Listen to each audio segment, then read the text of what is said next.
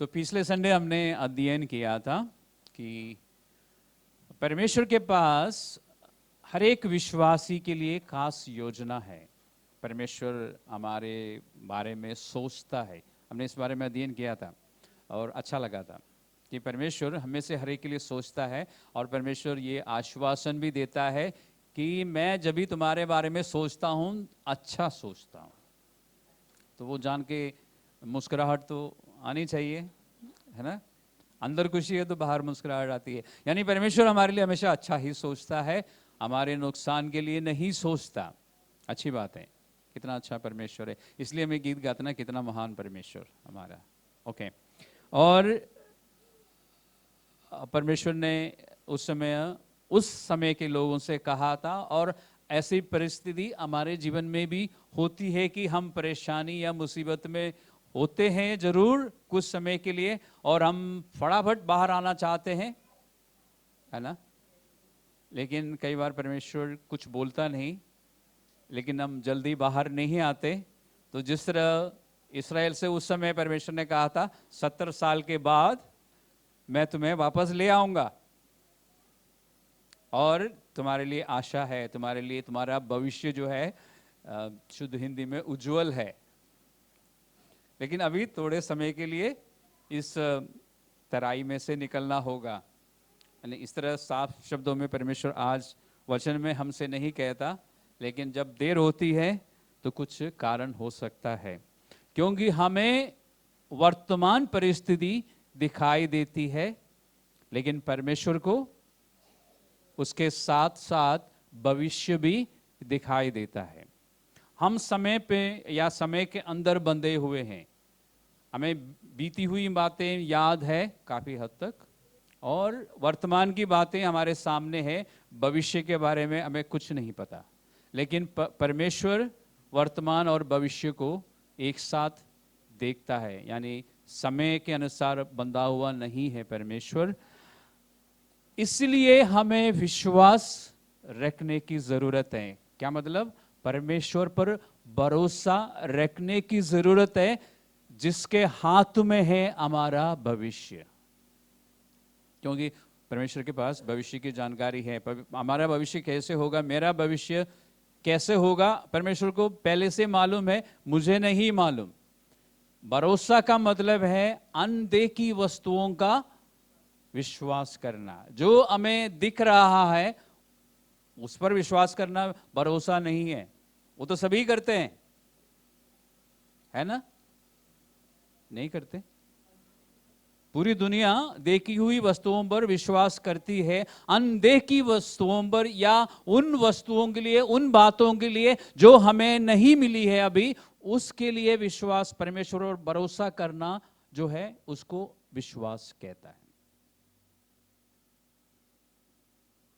तो हमें ध्यान रखेगा ना। तो अभी वर्तमान को या वर्तमान स्थिति को या परिस्थिति को ना देखें, हम भविष्य को देखें जो हमें अभी दिख नहीं रहा है। लेकिन अगर हम परमेश्वर पर भरोसा रखेंगे तो हो सकता है कि परमेश्वर हमें दिखा भी दे, एक झलक दिखा सकता है परमेश्वर। उसके लिए थोड़ा सा समय देना होगा।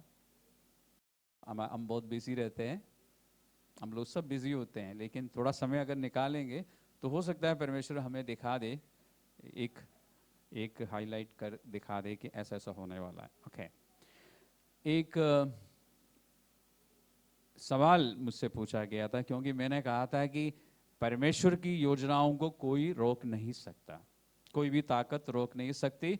और मैंने कहा था कि इवन आप भी रोक नहीं सकते। परमेश्वर ने जो ठान लिया है वो पूरा करेगा।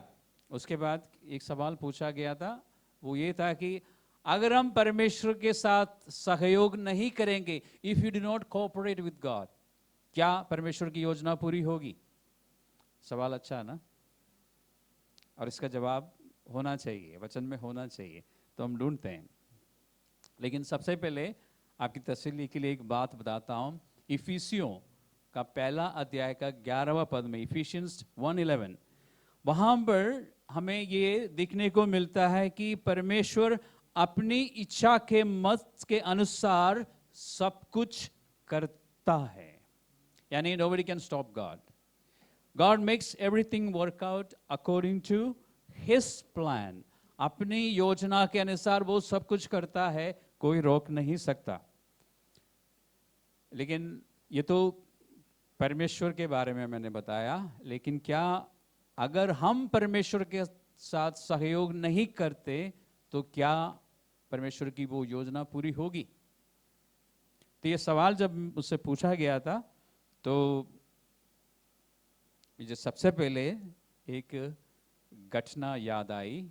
वो नया नियम में है, लूक का रचित सुसमाचार का पहला अध्याय में एक कपल है, दंपति है.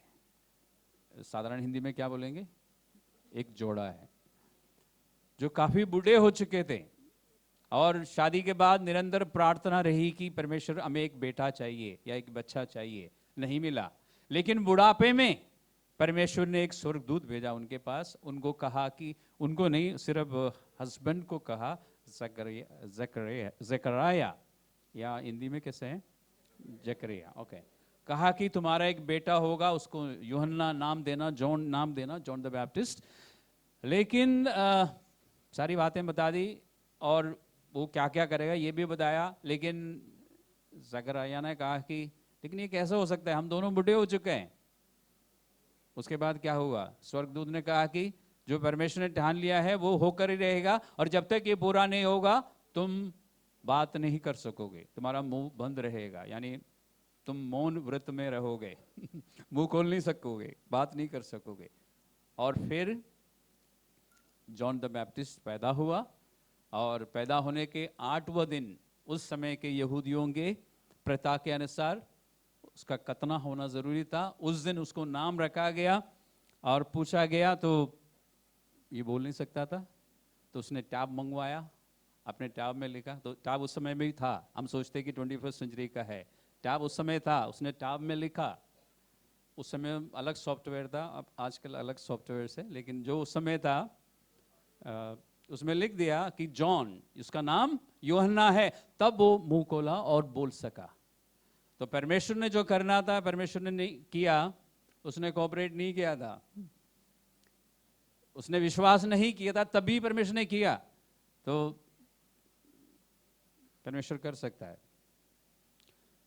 इसी तरह मूसा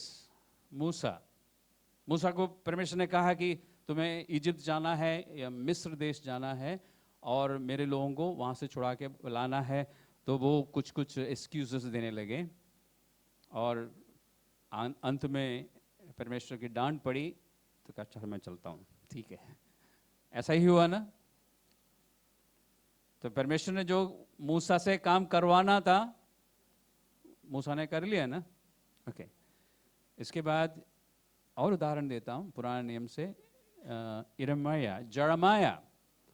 जरमया एक याजक परिवार से था, यानी उनके परिवार में सारे लोग याजक थे, प्रीस्ट.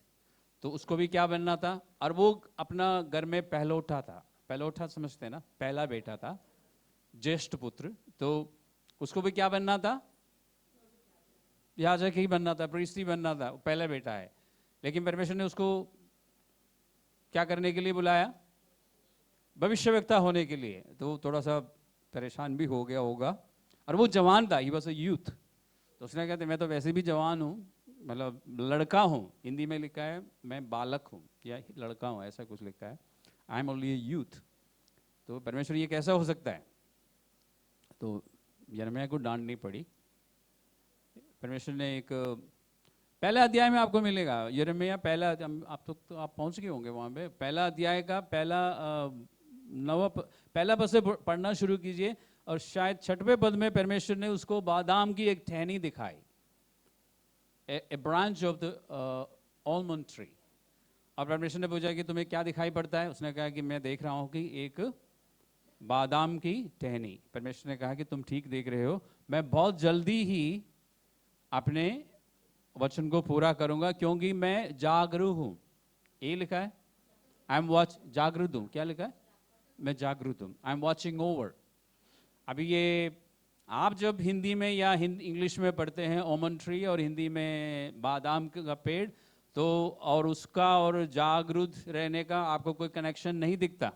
लेकिन इस्राएल में बादाम का जो पेड़ है वो सर्दी खत्म होते ही वो खिलने लग जाते हैं। यानी सबसे पहले खिलने वाला पेड़ है बादाम, एक नंबर वन।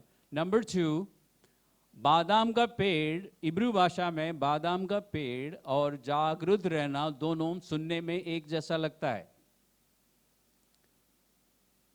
यानी परमेश्वर ने एक पन इस्तेमाल किया अंग्रेजी में इसका समझाने के लिए। हमारी भाषा में पढ़ते तो हमें वो शब्दों का खेल नहीं दिखाई देता, लेकिन इब्रू भाषा में दिखाई देता है। तो परमेश्वर ने कहा कि तुम्हें क्या दिखाई दे रहा है? तो अगर हम, और बाय द वे इस पेड़ को एवेक ट्री बोलते हैं, जागरूक पेड़ या वृक्ष कहलाया जाता है, बादाम के वृक्ष को। तो परमेश्वर ने उस समय पूछा क्या दिखाई दे रहा है? मुझे जागरूक वृक्ष दिखाई दे रहा है। तो परमेश्वर ने क्या बोला? मैं अपने वचन के प्रति जागरूक हूं। अब समझ आया ना? ओके, ऐसा ही कुछ था। यानी सुनते उसका समझ आया। फिर यिर्मयाह ने काम किया ना, भविष्यवाणी करता रहा। ओके, एक और योना बहुत अच्छा इंसान था, बहुत नेक और बहुत अपने लोगों को प्यार करने वाला इंसान था। इसलिए जब परमेश्वर ने कहा कि निनवे जाके प्रचार कर कि नाश होने वाला है, तो उसने कहा मैं नहीं जाऊंगा। क्यों? क्योंकि वो इस्राएल को बहुत प्यार करता था और उसे मालूम था कि उससे पहले 2 बार, असीरिया को हिंदी में क्या बोलते हैं याद नहीं, क्या बोलता है, असीरिया का कैपिटल है निनेवा। तो असीरिया ने 2 बार इस्राएल पर आक्रमण कर चुका है, इस्राएलियों को बंदी भी बना के ले जा भी चुका है। इसलिए उसने कहा कि मैं नहीं बोलूंगा। क्यों? क्योंकि मैं अपने परमेश्वर को जानता हूं कि मैं जाके बोलूंगा वो लोग मन फिराएंगे और परमेश्वर छोड़ देंगे, बख्श देंगे उनको। नहीं, मैं चाहता हूं कि उन पर इस बार परमेश्वर का न्याय हो, तबाही हो। मैं जानता हूं कि सारे सबका सत्यानाश हो, इसलिए मैं नहीं जाता। अब उसका मन अच्छा था ना कि अपने लोगों को बहुत प्यार करता था और परमेश्वर के बारे में जानता था कि परमेश्वर बहुत ही दयालु है। अब वो उल्टी दिशा में भागने लगा तो परमेश्वर को कुछ करना पड़ा, एक आंधी भेजना पड़ा।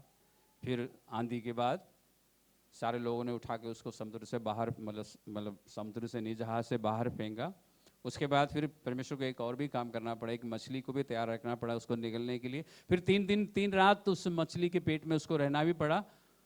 सब कुछ होने के बाद वो तैयार हो गया। अब मेरे साथ आना इसमें। अब हम पूरे बाइबल पढ़ लिया हमने अब तक। हम निर्गमन में गए, योना के पुस्तक में गए, यिर्मयाह के पुस्तक में गए कम समय में। ओके, और हम लूका में भी गए। ओके, तो इन चारों में आपने क्या देखा? कोई स्मार्ट बच्चा, मतलब स्टूडेंट बताइए, क्या देखा आपने? जो परमेश्वर करना चाहता है वो परमेश्वर कर डालता है। लेकिन एक बात है इन चारों उदाहरणों में,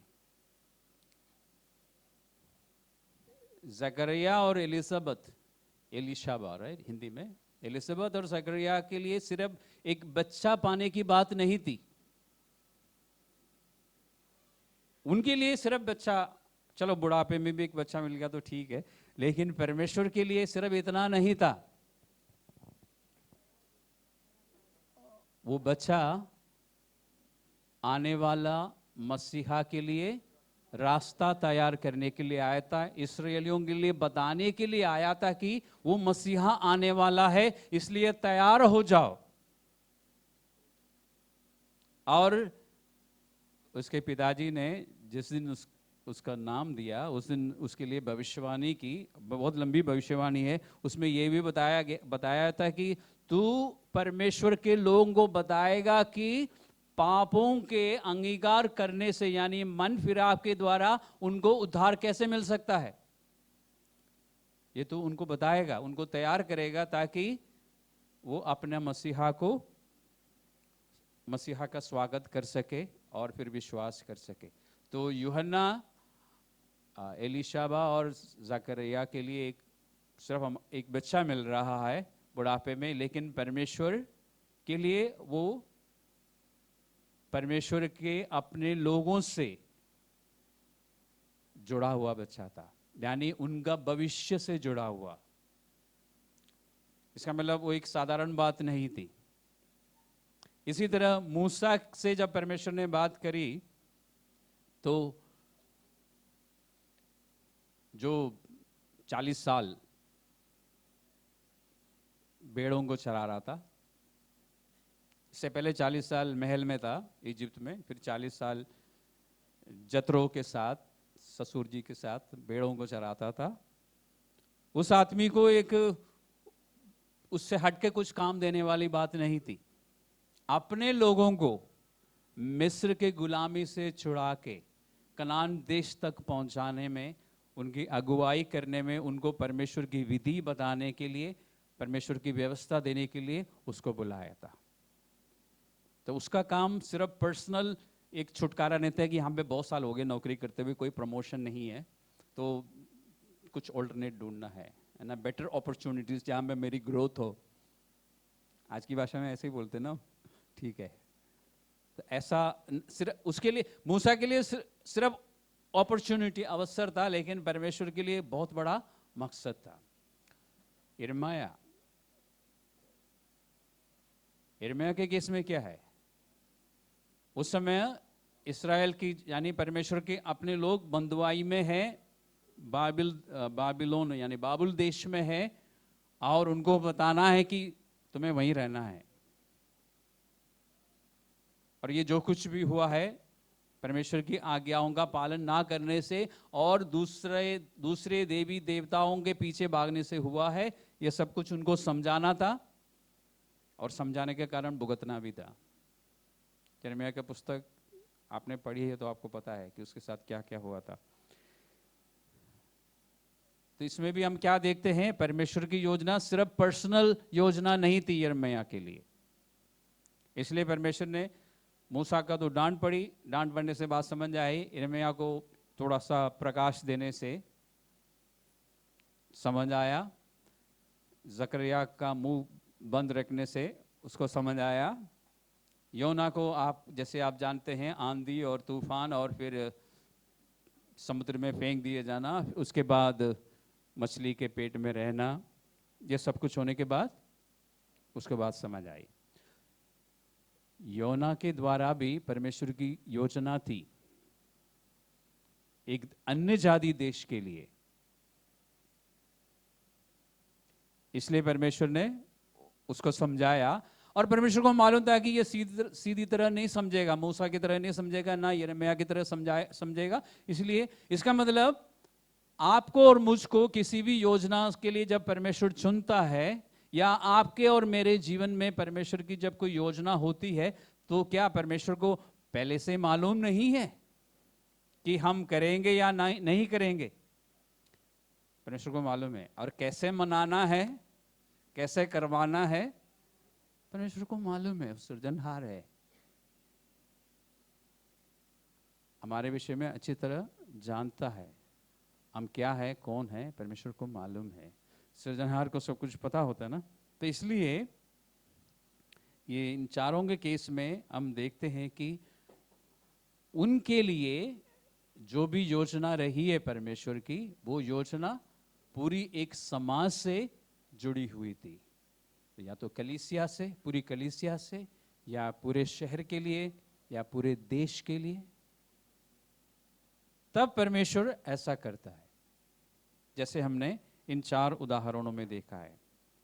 ये जो योना है ना, योना के जीवन में जो कुछ भी हुआ है उसको आपको समय निकाल के पढ़ना चाहिए, क्योंकि योना पूरा यत्न किया परमेश्वर से दूर भागने के लिए, लेकिन उसको बहुत कुछ समझ आया परमेश्वर के विषय में, क्योंकि मछली के पेट में रहकर उसने जो प्रार्थना की है, आप लोगों को अच्छी तरह से अध्ययन करना चाहिए।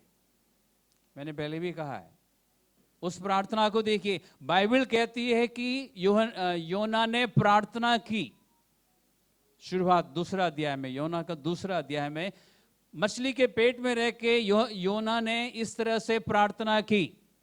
उसके बाद जो कुछ भी उसने बोला है ध्यान से देखिए, और फिर देखिए कि आपकी प्रार्थना और योना की प्रार्थना जो कि यीशु मसीह के आने से पहले है, कितना फर्क है। हम जब प्रार्थना करते हैं तो हम क्या करते हैं, या हमारे लिए प्रार्थना का मतलब क्या है कि परमेश्वर से कुछ बताइए, मांगना। हमारे लिए प्रार्थना यहां तक सीमित है ना। उस प्रार्थना को पढ़िए, अभी भी पढ़ के देख सकते हैं आप। देखिए क्या यूहन्ना ने, सॉरी नॉट यूहन्ना, योना ने कुछ मांगा परमेश्वर से। And the Bible says Jonah prayed. मैं पहले भी कह चुका हूं, विशेष करके प्रार्थना करने वालों को, कि आप पढ़ के देखिए, बार बार पढ़िए और समझ आएगा, परमेश्वर समझ देगा, रेवलेशन देगा। देखिए वो उसकी प्रार्थना कैसी है। उसने कुछ भी नहीं मांगा परमेश्वर से, उसने परमेश्वर की बड़ाई की, परमेश्वर की तारीफ और स्तुति की। और वो कहता है कि मैं परमेश्वर की दुहाई दी और उसने मुझे छुड़ाया, उसने स्वर्ग से मेरी प्रार्थना सुनी। मैं तो मुसीबत में पड़ गया हूं और मैं समुद्र में फेंक दिया गया हूं और पहाड़ के जड़ तक मैं पहुंच गया हूं और चारों तरफ से मुझे रस्सियों ने घेर लिया था। यानी मछली के पेट में रहकर उसको ऐसे ही महसूस हुआ होगा। और वो कहता है कि मैं तेरी स्तुति और प्रशंसा करूंगा। क्यों? क्योंकि तू महान है, मैं तुझसे छोड़ के कहीं भाग नहीं सकता ऐसा लिखा नहीं है। ये सब कुछ उसने बोला, उसने एक भी बार नहीं बोला कि परमेश्वर मुझे इस मछली को आज्ञा दे या मुझे बाहर निकाल प्लीज। नहीं, वहीं बड़े बड़े बेहोश भी हो गया होगा बीच में, परमेश्वर की स्तुति करता रहा, प्रशंसा करता रहा, और अंत में लिखा है कि परमेश्वर ने मछली को आज्ञा दी, उसको बाहर निकाल ऐसे कुछ है ना। इस प्रार्थना का अध्ययन कीजिए, आपको समझ आएगा, आपकी प्रार्थना बदल जाएगी, आपकी प्रार्थना असरदार होगी। अभी क्या होता है कि हम लोग प्रार्थना करते हैं, परमेश्वर को सारी समस्या का पूरा डिटेल बताते हैं, जैसे कि परमेश्वर को शायद पता भी नहीं होगा ना कि इंडिया में क्या हो रहा है, मतलब विशेष करके दिल्ली में क्या क्या हो रहा है। परमेश्वर को शायद डिटेल समझाने से हो सकता है परमेश्वर ज़्यादा उस पर गौर करे।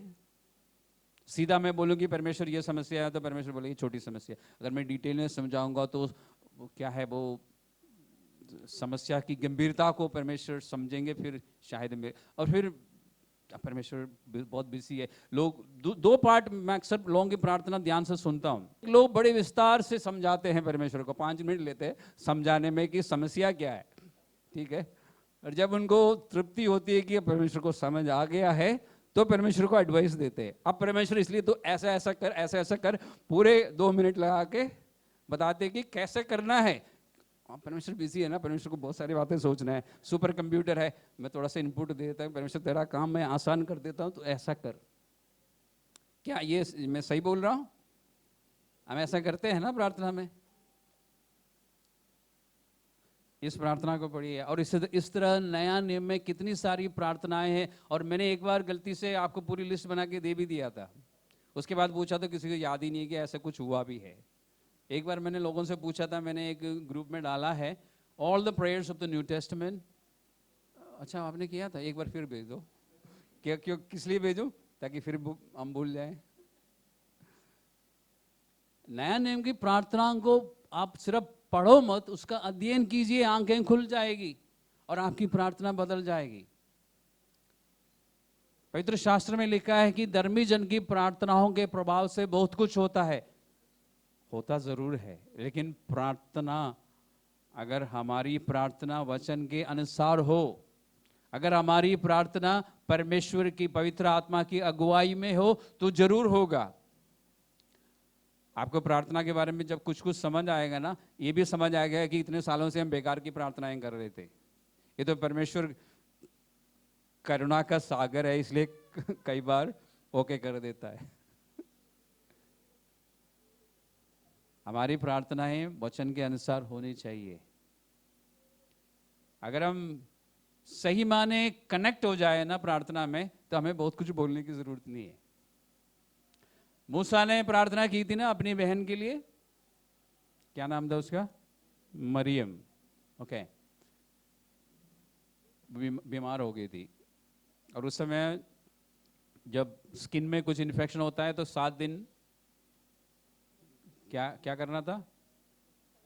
क्या बोलते हैं इसको? क्वारंटीन। तो हम सोचते हैं कि ये कोविड के साथ आया था, बाइबल के टाइम पे था ये, क्वारंटीन होना है, 7 दिन के बाद फिर चेक करेंगे। मूसा ने क्या प्रार्थना की, किसी को याद है? हे सर्वशक्तिमान पिता परमेश्वर, तू चंगा करने वाला पिता है, और आज मेरी बहन कितनी तकलीफ में है तुझे पता है, और ये जब तक ठीक नहीं होती हम यहाँ से जा भी नहीं सकते। क्यों? क्योंकि जब क्वारंटीन में है तो कोई मूव नहीं कर सकता वहाँ से। इसलिए हे परमेश्वर, अपनी कृपा दृष्टि कर और मेरी बहन को ठीक करे, ताकि हम तेरी मर्जी को पूरा कर सके। क्या बोला मूसा ने? ये सब बोला है मूसा ने, सिर्फ परमेश्वर इसको चंगा कर प्लीज। कितने शब्द है उसमें? प्रभु इसे चंगा कर, 4 शब्द में। कोई इंट्रोडक्शन नहीं, कोई क्लोजिंग सिग्नेचर भी नहीं। हम पहले इंट्रोडक्शन देते हैं, फिर बहुत सारी बातें बोलते हैं, फिर क्लोजिंग सिग्नेचर क्या है? सारे बातें बोलने के बाद यीशु मसीह के नाम से। हमें लगता है कि अगर हम यीशु मसीह के नाम से बोलेंगे नहीं तो प्रार्थना नहीं होगी, जबकि प्रार्थना सिखाते हुए यीशु मसीह ने नहीं कहा था कि प्रार्थना के आखिर में ये बोलना है। प्रभु ने कहा कि तुम मेरे नाम से बोलना। तो हमने क्या शुरू किया? मतलब हमारे पूर्वजों का देन है ये, उन्होंने क्या किया? आखिर में ये बोल लेते कि यीशु मसीह के नाम से। प्रभु ने कहा मेरे नाम से मांगना,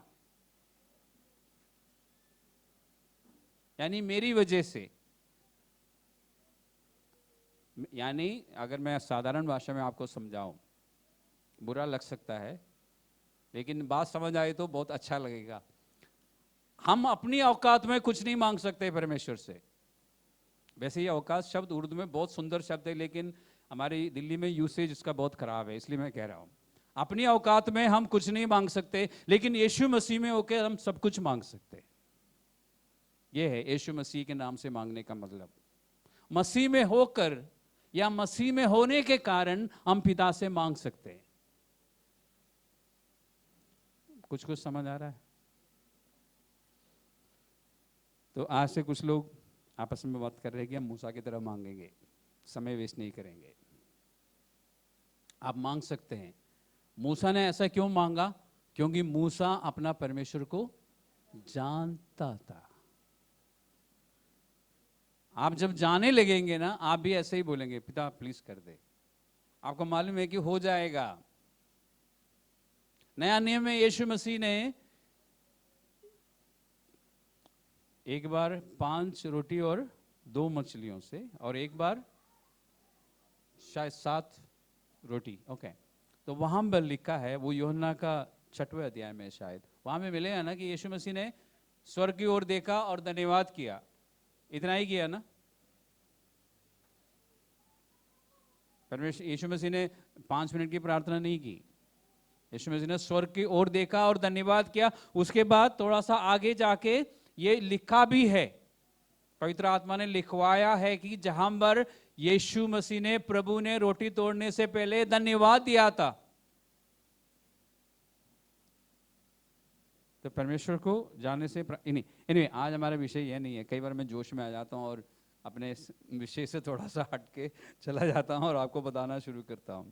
लेकिन इस योना की इस प्रार्थना को एक बार अच्छी तरह से पढ़िए, आपको आपकी प्रार्थना बदल जाएगी। क्योंकि प्रार्थना में हम अपने पिता से बात करते हैं। इसलिए परमेश्वर ने वचन में लिखवाया है कि निरंतर प्रार्थना में रहो। अब पिता से बात करने के लिए आपको इंट्रोडक्शन देने की जरूरत है। पिता, आपको अगर बुरा ना लगे तो मैं एक बात बताऊं, आपके पास थोड़ा सा समय है तो मैं एक बात आपके सामने रखूं। ऐसा मैं बोलने की जरूरत नहीं है ना, है? Respected father, if you have time, तो इसका मतलब हम चलते फिरते पिता से बात कर सकते हैं। तो निरंतर प्रार्थना ऐसे ही होगी ना, बीच बीच में प्रभु से बात किया करो, अपनी मन की बात प्रभु को बताया करो। अन्य भाषा में भी आप प्रार्थना कर सकते हैं, अपनी भाषा में भी कर सकते हैं। अपनी भाषा में करने से थोड़ी सी तसल्ली ज़्यादा आती है, क्योंकि आपको पता है कि आपने क्या बोला है। अन्य भाषा में जब बोलते तो आपको पता नहीं आपने क्या बोला है, लेकिन एक तसल्ली ये रहती है कि मैंने जो भी बोला है ठीक बोला है। तो निरंतर प्रार्थना इस तरह पिता से हमें बात करते रहना चाहिए। और मैंने देखा है, और मैंने एक समय, शायद 2010 की बात है, मैंने आपको कहा था कि हर रोज 30 मिनट अन्य भाषा में प्रार्थना किया करो। उस समय आप लोग करते थे, जो लोग उस समय थे, और आपने अपने जीवन में फर्क देखा। क्योंकि जब मैंने देखा है कि जब अन्य भाषा में कुछ देर प्रार्थना करते ना, विशेष करके जब आप बहुत संकट में होते हैं या आपको पता नहीं कि आप क्या करना चाहिए, क्या बोलना चाहिए, उस समय अगर आप थोड़ी देर के लिए अन्य भाषा में प्रार्थना करेंगे ना, तो मन के अंदर, अंग्रेजी में बोलते हैं क्लैरिटी आ जाती है, हिंदी में बोलते हैं स्पष्टता आ जाती है। यानी वो जो बादल छाया रहता है ना, वो सब हट जाते हैं। तो समझ आता है क्या करना चाहिए या क्या नहीं करना चाहिए, क्या बोलना चाहिए और क्या नहीं बोलना चाहिए। समझ आता है कि अब मुझे चुप रहना चाहिए या मुझे कुछ बोलना चाहिए। तो अन्य भाषा में थोड़ी देर प्रार्थना करने से बहुत कुछ समझ आता है, कंफ्यूजन हट जाता है। इसलिए प्रार्थना कीजिए। इससे ज़्यादा मैं समझा नहीं सकता, बट मैंने अनुभव से देखा है कि अन्य भाषा से बहुत फर्क पड़ता है। मतलब दूसरों को नहीं फर्क पड़ता, मुझे पड़ता है। आप करके देखिए, लगातार प्रार्थना कीजिए, हर समय पिता से बात कीजिए। अभी हमारा विषय क्या है? परमेश्वर की योजनाओं के साथ या योजनाओं के विषय में यदि हम कोऑपरेट ना करें तो क्या पूरी होगी। और हमने 4 उदाहरण देखे, लेकिन उन चारों उदाहरणों में जो परमेश्वर की योजनाएं थी, वो सिर्फ एक व्यक्ति के प्रति नहीं थी, पूरा एक समाज के लिए था। लेकिन आपकी जो व्यक्तिगत बात है, जो स्ट्रिक्टली आपकी पर्सनल है, परमेश्वर की योजनाएं हैं। परमेश्वर बहुत कुछ चाहता है अपने बच्चों को देना और बच्चों से करवाना। उसमें यदि आप सहयोग नहीं करेंगे तो कुछ नहीं होगा। आप उन अवसरों को या उन अवसरों से वंचित रह जाएंगे, उन आशीषों से वंचित रह जाएंगे। क्यों? क्योंकि वो स्ट्रिक्टली पर्सनल है। आप नहीं चाहते तो नहीं चाहते।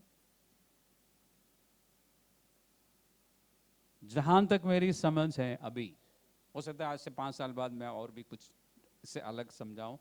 मैंने ये देखा है कि जब परमेश्वर की योजना जो है पूरी चर्च को लेके है या पूरे देश को लेके है या पूरे शहर को लेके है, तो उस विश्वासी को परमेश्वर समझाता है, उसको समझ आता है और उससे फिर वो काम भी होता है। लेकिन अगर योजना सिर्फ पर्सनल है, परमेश्वर आपको कुछ देना चाहता है, आपसे कुछ करवाना चाहता है, आपके जीवन में कुछ तरक्की लाना चाहता है, कुछ खास आशीष आपको देना चाहता है, लेकिन आप लेने के लिए तैयार नहीं है, तो फिर परमेश्वर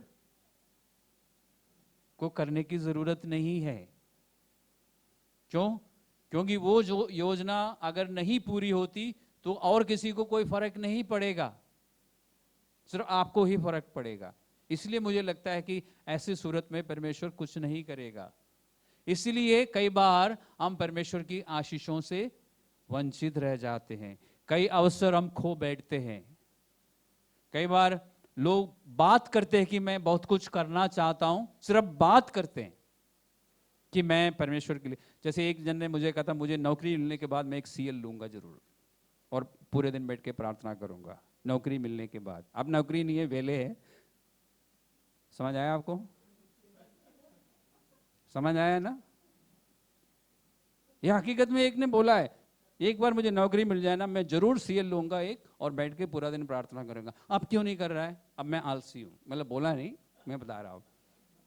तो कुछ लोग आलसी होते हैं, वो बोलते बहुत कुछ है, मैं ये भी करना चाहता हूं, मेरी इच्छा है कि ये भी हो जाए, ये परमेश्वर के लिए, लेकिन करता कुछ नहीं है। क्यों? क्योंकि वो तैयार नहीं है। सिर्फ मुंह से बात करते हैं, करने के लिए तैयार नहीं है। They are too lazy. तो ऐसे लोगों को परमेश्वर की जो उनके लिए जो पर्सनल व्यक्तिगत योजनाएं हैं परमेश्वर की, वो पूरी नहीं होगी ना। फिर परमेश्वर के पास जैसे हम सपने सजाते हैं ना, परमेश्वर के पास भी है हमारे लिए, लेकिन वो पूरी नहीं होगी। लेकिन यदि वो योजना चर्च से जुड़ा हुआ है, जो चर्च से जुड़ी हुई है या पूरे देश के लिए है, तो फिर परमेश्वर को। और देखिए एक बात हमेशा ध्यान रखना, आपके प्रति या आपके लिए जब परमेश्वर कुछ योजनाएं हम बनाते हैं, तो परमेश्वर को मालूम है ना आपकी स्थिति क्या है। आप दिन भर सोना पसंद करते हैं या काम करना पसंद करते हैं, ये परमेश्वर को मालूम है ना, या नहीं मालूम? इसलिए परमेश्वर ऐसे लोगों को ही फिर चुनेगा ना।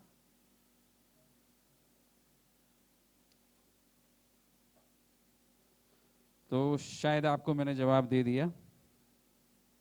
अब कुछ लोग, ये मैंने लोगों से सुना है, मैं भी कहता था एक टाइम पे, कहते हैं कि लेकिन मुझे पता नहीं है कि परमेश्वर की क्या उद्देश्य है मेरे जीवन को लेके, परमेश्वर की क्या योजना है, तभी मैं कोऑपरेट करूं ना। सही है ना? सही है भाई। जब मुझे पता ही नहीं है कि परमेश्वर क्या चाहता है, परमेश्वर की क्या योजना है, तो मैं परमेश्वर के साथ सहयोग कैसे करूं? अच्छी बात है ना ये? सही बात है, मतलब क्या बोलेंगे इसको, जायज बात है ना, रीजनेबल है ना? ओके। तो आप जानना चाहेंगे? आप तैयार हैं सच्चाई सुनने के लिए? जब आपके मन में ये विचार आते हैं या इस तरह के विचार आते हैं, या अभी अगर है, तो मैं आपको सच्चाई बताऊं। आप तैयार हैं? आप सरासर झूठ बोल रहे हैं, क्योंकि आपको पता है परमेश्वर की योजना क्या है आपके लिए। वचन में एक से ज्यादा बार आपने पढ़ा है और कई बार आपने सुना भी है परमेश्वर की इच्छा क्या है आपके लिए और मेरे लिए। यानी मेरे लिए मुझे पता होना चाहिए, और आपके लिए आपको पता है, मुझे भी पता है, बाइबल में है। रोमियो की पत्रिका 8वां अध्याय का 29वां पद को पढ़िए और अपने आप को बोलिए, क्या ये बात आपको पहले से ही मालूम थी ना?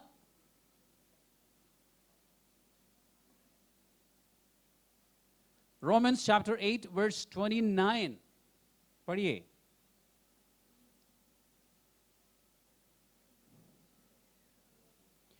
For God knew his people in advance and he chose them to become like his son. Hindi में कैसे लिखा होगा? परमेश्वर ने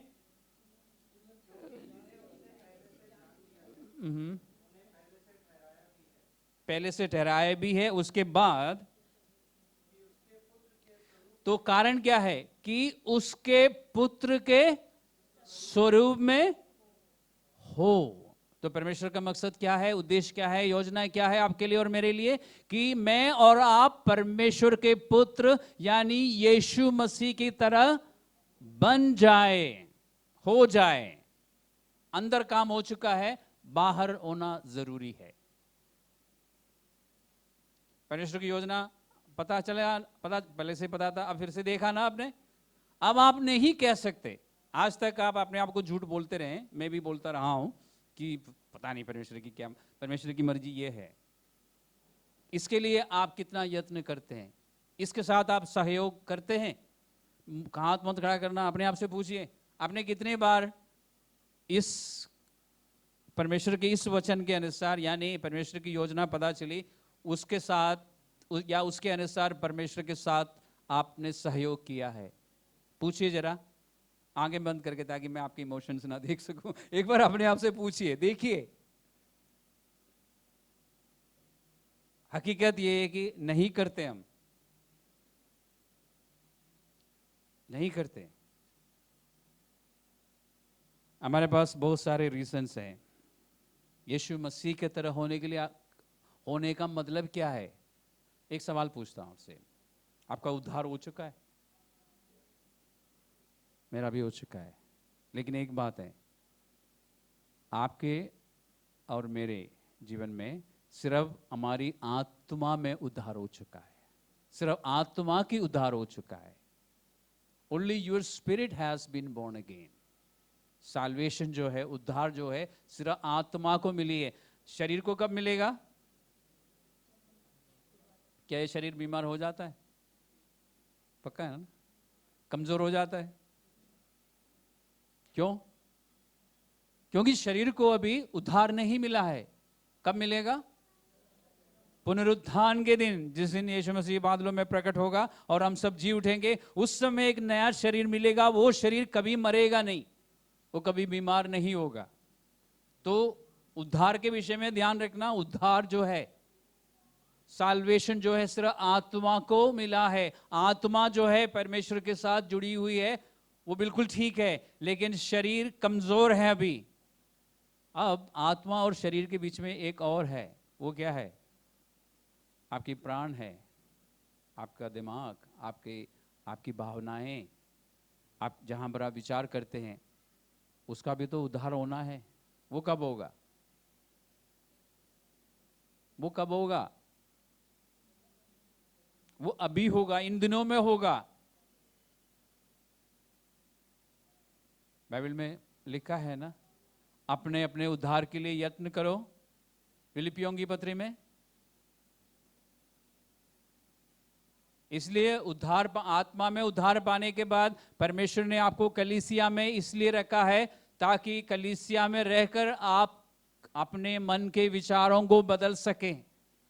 बाइबल का अध्ययन करने के द्वारा, दूसरों के साथ संगति करने के द्वारा, टीचिंग सुनने के द्वारा, अपने विचारों को बदलने के द्वारा आप बदलते जाए, मसीहा की तरह बन जाए।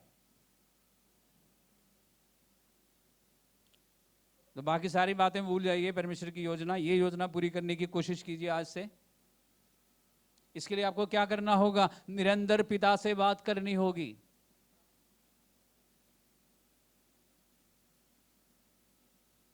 तब पवित्र आत्मा दिखाता रहेगा। वचन खोल के पढ़ना होगा, कुछ कुछ समझ आएगा, उसके अनुसार चलने के लिए मन में फैसला लेना होगा, परमेश्वर से अनुग्रह मांगना होगा।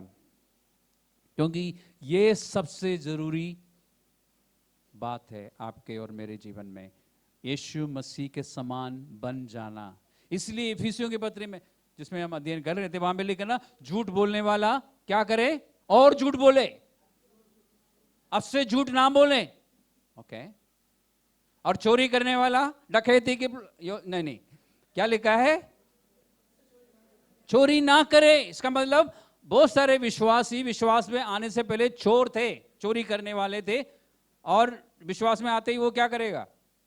वो चर्च में जाएगा, फिर चर्च में जाने के बाद क्या करेगा? अरे थोड़ा सा इमेजिनेशन इस्तेमाल कीजिए ना। जो चोर था, चर्च में आके उसने यीशु मसीह को मान लिया, उसको समझ आया, बाहर जाके वो क्या करेगा?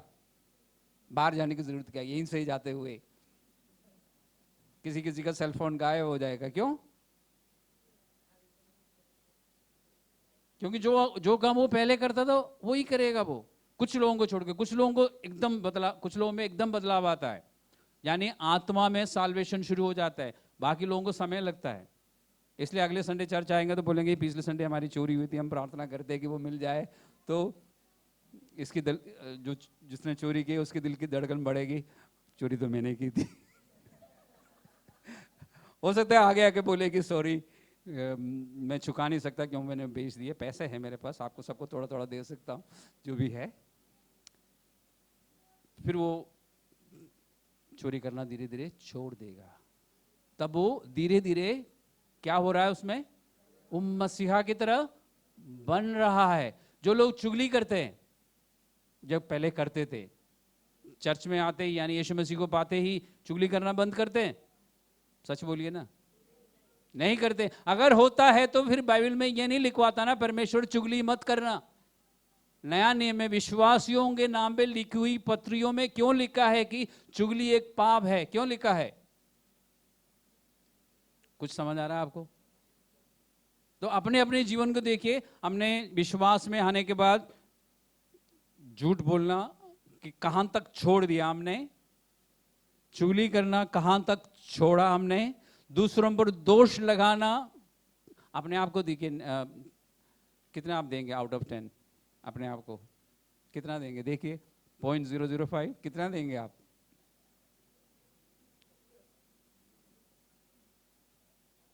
यीशु मसीह की तरह बनने का मतलब यह है।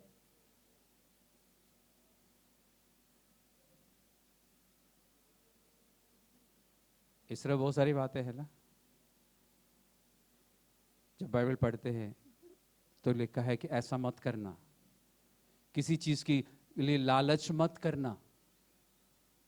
ओके, अभी तो 1% मैंने छोड़ दिया। ओके गुड, थोड़ा सा और छोड़िए। तो धीरे धीरे यीशु मसीह के आने से पहले हमें यीशु मसीह की तरफ हो जाना चाहिए।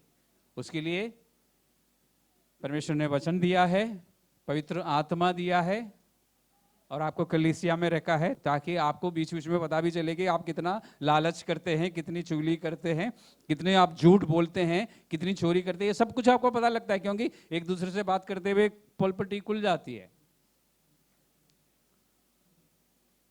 कितना आप प्यार करते हैं आपको पता चल जाएगा, नहीं तो दूसरा जता देगा आपको। आप दूसरे के लिए, दूसरों को कितना सह लेते हैं, ये मेरा बर्दाश्त के बाहर है, डायलॉग मारते हैं ना, तो पता लगता है ना कि कितना आप सह लेते हैं एक दूसरे को। मैं सबको माफ करूंगा लेकिन इसको नहीं करूंगा, क्योंकि ये, इसको वचन मेरे से ज्यादा पता है। यही मुझे लेके आया था चर्च में, इसको मैं हर किस माफ नहीं कर। हम ऐसी ऐसी बातें सोचते हैं, फिर कहते हैं कि मुझे पता नहीं कि परमेश्वर की योजना क्या है कि मैं सहयोग करूं परमेश्वर के साथ। परमेश्वर की योजना ये है, हम जल्दी से जल्द माफ करें।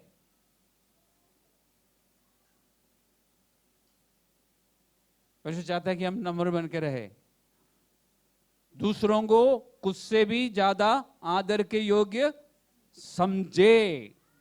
हम समझाना चाहते हैं कि भाई बाइबल में लिखा है कि दूसरों को खुद से ज्यादा आदर योग्य समझो। क्या कहने का मतलब क्या है? कहने का मतलब क्या है? अगर मैं आपके पास आके आप में से किसी से कहूं पवित्र शास्त्र में लिखा है कि दूसरों को खुद से ज्यादा आदर के योग्य समझो, तो मेरा कहने का मतलब क्या है? आप लोग समझदार है। दूसरों को जा जाके बताने के लिए नहीं कहा प्रभु ने। प्रभु ने कहा कि तुम पढ़ने वाला व्यक्ति दूसरों को, जो आपके इर्द गिर्द बैठे हैं, उन्हें कुछ से ज्यादा आदर के योग्य समझो। तो ईमानदारी से हम ऐसा करते हैं क्या? अभी चर्च खत्म होते सब करेंगे, क्योंकि सब फ्रेश है, याद रहेगा। गरम गरम पराठे के समान हमें उसकी खुशबू रहेगी। लेकिन उसके बाद, और सिर्फ इस चर्च के लोगों के साथ नहीं, कितने सारे विश्वासियों से हमारी मुलाकात होती है, बातचीत होती है, तब हम धीरे धीरे मसीहा के समान बदलना शुरू करेंगे। तो परमेश्वर की इच्छा ये है, परमेश्वर की योजना ये है। इसलिए हम ये नहीं कह सकते कि मुझे एक्जैक्टली नहीं पता परमेश्वर की क्या इच्छा है। तो आपके सवाल का जवाब मिल गया। अगर आप सहयोग नहीं देंगे या सहयोग नहीं करेंगे तो परमेश्वर की इच्छा पूरी होगी? नहीं होगी। लेकिन खुशी की बात यह है कि एक योजना आपको मालूम है, परमेश्वर का एक मकसद साफ रीति से आपको पता है। उसमें अब तो आप सहयोग दे सकते हैं ना, क्योंकि आपको पता है। आज तक नहीं पता था, हम मान लेते हैं, आज तक नहीं पता था, आज पता चला। गलती से आज हम चर्च में थे पता चल गया, ये गलती से नहीं, अच्छी बात है कि पता चला। अब हम इसके लिए कोशिश करेंगे, अनुग्रह मांगेंगे। और आपको पता क्या करना चाहिए? क्योंकि यदि मैं इतना कह के छोड़ूं तो आप बोलेंगे हाँ मैं करूंगा जी, आप सब मन में ठान लेंगे, बस वहां तक है, मन में फैसला लेंगे आज से मैं करूंगा, अब से करूंगा, चर्च से निकलते ही करूंगा, लेकिन आप करेंगे नहीं। क्यों? क्योंकि चर्च खत्म होते ही आपके जेब में हाथ जाएगा, अगर आदमी है तो, अगर स्त्री है तो अपने पर्स में जाएगा हाथ, किस लिए? उठाने के लिए। फिर उसमें देखना है किसने क्या क्या है, देखना है इंस्टाग्राम को से लेके, फेसबुक से लेके, व्हाट्सअप, बहुत सारी चीज़ें देखना है, तो आपके पास फिर आप भूल ही जाएंगे कि चर्च में क्या निर्णय लिया था। फिर अगले संडे जब मैं पूछूंगा तब ओ अच्छा ऐसा किया था, ओ टाइम कहाँ होता है। इसलिए आपको निर्णय लेना काफ़ी नहीं है, आपके फ़ोन के नोटबुक में या आपकी बाइबल की नोट्स जहाँ लिखते हैं वहाँ पे लिख के रखना है कि मुझे ऐसा करना है, तो इसलिए कल से मैं देखूंगा। कल सुबह उठने के बाद आप फिर से पढ़ेंगे और शाम को सोने से पहले फिर से पढ़ेंगे, देखेंगे और आज मैंने कुछ किया ऐसा।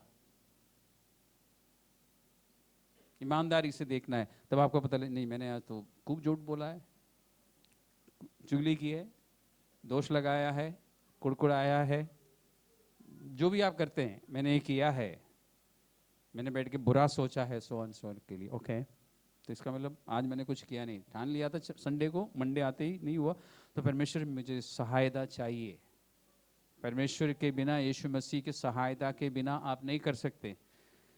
फिर देखिए सोमवार के बाद कौन सा वार आता है?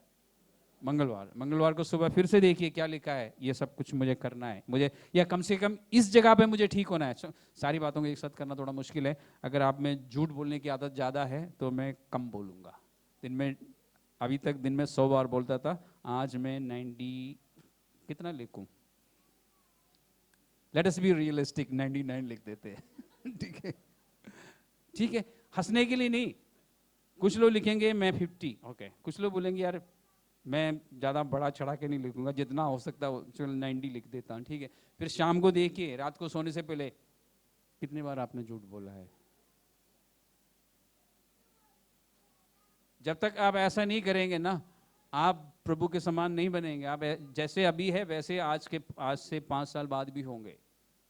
हाँ, बाल थोड़ा सा सफ़ेद हो जाएंगे, उसका तो आपके पास सोल्यूशन है, कलर लगा देंगे आप, लेकिन चेहरे में जो फ़र्क पड़ेगा उसके लिए कुछ नहीं कर सकते, जितना भी कलर लगाए दिखाई देगा तो वो फ़र्क आएगा। लेकिन आपका जो, आपकी जो आत्मा और शरीर के बीच में एक है ना, जिसको प्राण कहते हैं, सोल कहते हैं इंग्लिश में, उसमें कोई बदलाव नहीं होगा।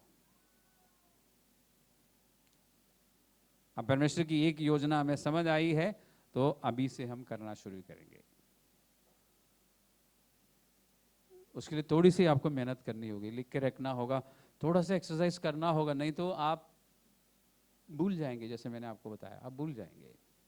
तो इस हफ्ते हम करेंगे और अगले संडे मैं सबके पर्सनल इसमें चेक करूंगा नहीं, मुझे करने की ज़रूरत नहीं है, वो पवित्र आत्मा करता रहेगा। तब हम रोमियो 8:29 के अनुसार प्रभु के समान बनते जाएंगे। और जब हमारा जीवन बदल जाएंगे, हमारे इर्द गिर्द के जो अविश्वासी है उनके जीवन में हम असर करेंगे। और जब हम बदलते जाएंगे, हमारी प्रार्थना में भी बहुत फर्क होगा। सबसे बड़ा फर्क पता है क्या होगा? जो शिकायत हम करते हैं ना प्रार्थना में, वो बंद हो जाएगा। परमेश्वर तुझे पता है कि मैं पिछले 10 सालों से 10 दिनों से प्रार्थना कर रहा हूँ, कुछ हमें बोलने की जरूरत नहीं है। मैं इस चर्च के लोगों की प्रार्थना के विषय में बता रहा हूं जो मैं सुनता हूं okay? तो फिलहाल हम यहां पे रुक जाएं। योजना पता चली, करना क्या है मैंने एक तरीका बताया, हो सकता है कि इससे भी बेहतरीन तरीका आपके पास हो, तो आप कीजिए। और करने के बाद, सक्सेस पाने के बाद आप हमें बताइए कि आपने कैसे किया, तो हम सबको बताएंगे, ताकि सबको लाभ हो। आपका वो कंट्रीब्यूशन रहेगा ना चर्च के प्रति, क्योंकि सबको अपना अपना काम ठीक से करना चाहिए ना, तब कलीसिया की उन्नति होगी। तो आप लोग इससे बेहतरीन कोई प्लान आपके पास है या आइडिया है तो बताइए, पहले करके देखिए, सक्सेस पाने के बाद बताइए। तो हम आज से ऐसा कोशिश करेंगे।